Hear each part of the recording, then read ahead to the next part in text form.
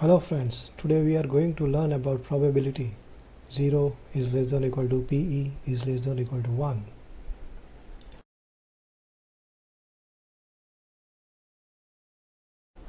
We will learn about theoretical approach, equally likely events, elementary events, complementary events, impossible and sure event, and also the use of probability in practical life. We always think about the success or the failure of our experiment.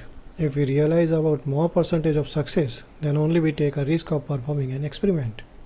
Suppose you are thinking of jump outside from a window of a multi-story building. No. You will not think at all. But it is inside the window, then you will surely jump, as there is no risk. You count the chance of the event. In simple meaning, this is known as probability. Probability is a game of chance. We are thinking of the favorable outcomes out of the all outcomes. The ratio of favorable outcomes to the total number of outcomes is the probability of the event. It is denoted by P of E. Let us take a coin and toss it. We will get one outcome out of two, that is head or tail, provided that the coin does not belong to Jai of Film Sole. There is the chance of getting head or tail. Both the chances are equal, so this is known as an equally likely event. Even the tossing of a die is also an equally likely event, as there are equal chance of getting 1, 2, 3, 4 or 5 and 6. The theoretical probability or classical probability of an event A written as P of A is defined as P of A is equal to number of outcomes favorable to A divided by number of all possible outcomes of the experiment. Here P of head is equal to 1/2, even P of tail is also 1/2. The event having only one outcome is known as an elementary event. Here P head plus P tail equal to 1. The sum of the probabilities of all elementary events of an experiment is 1. From example of toss of a coin, we note that PA plus BB is equal to 1/2 plus 1/2 equal to 1, where A is the event getting a head and B is the event getting a tail. But we can see that event B is equal to getting a tail, which is not getting a head. So P of B is equal to P of not A. So P of A plus P of not A is equal to 1.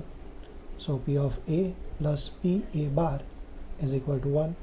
In general, we can say that for an event A, P of A bar is equal to 1 minus P of A.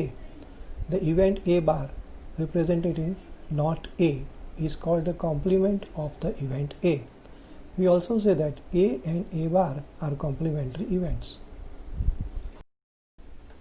We know that when a die is thrown once, there are only 6 possible outcomes. They are 1, 2, 3, 4, 5 and 6.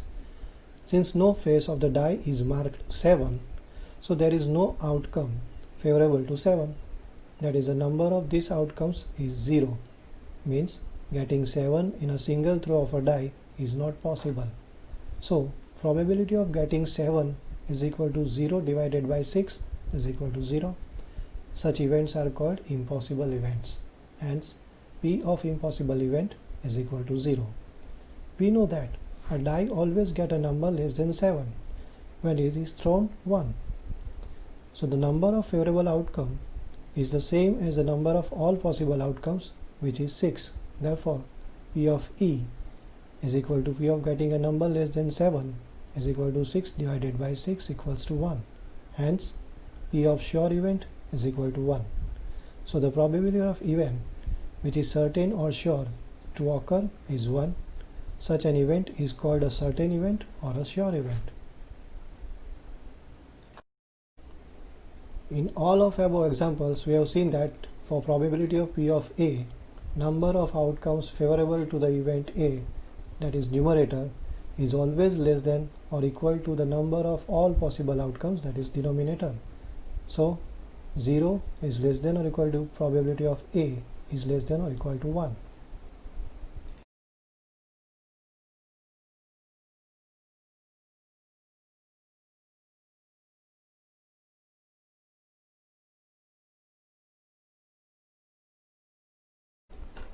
Now let us see the use of probability in the practical life.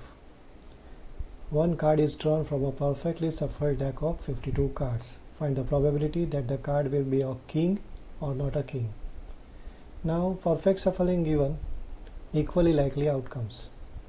For number 1, we have 4 kings in a deck. Let A be the event that the card is a king. The number of outcomes favorable to A equals to 4, and the number of possible outcomes equal to 52 because we have 52 cards. Therefore, probability of event A is equal to 4 divided by 52 is equal to 1 divided by 13.